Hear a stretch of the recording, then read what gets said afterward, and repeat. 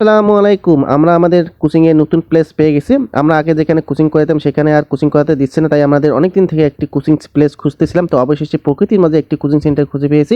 তো এখানে আমরা অস্থায়ীভাবে এখন থেকে কোচিং চালাবো।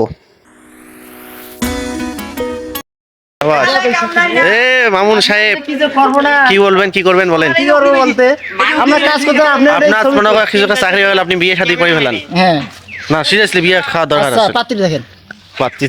হ্যাঁ বলেন বলেন। হে আদিল খান বলেন, শুনতেছি।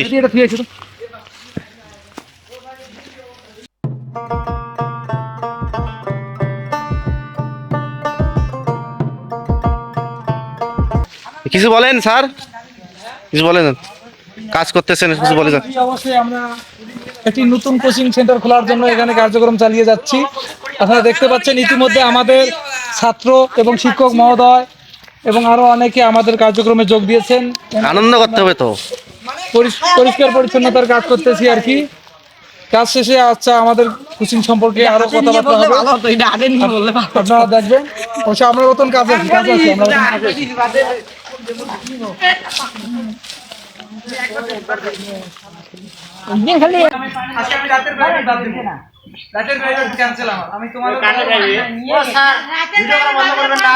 আমাদের কাজ করতেছি, করলে হবে নাকি?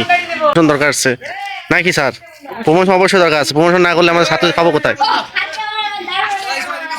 কে ইস্তফার জল নাকি? মোবারক মোবারক। চলেন,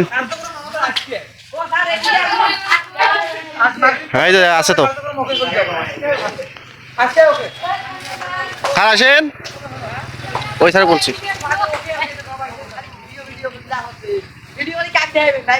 কাক দেখাবো।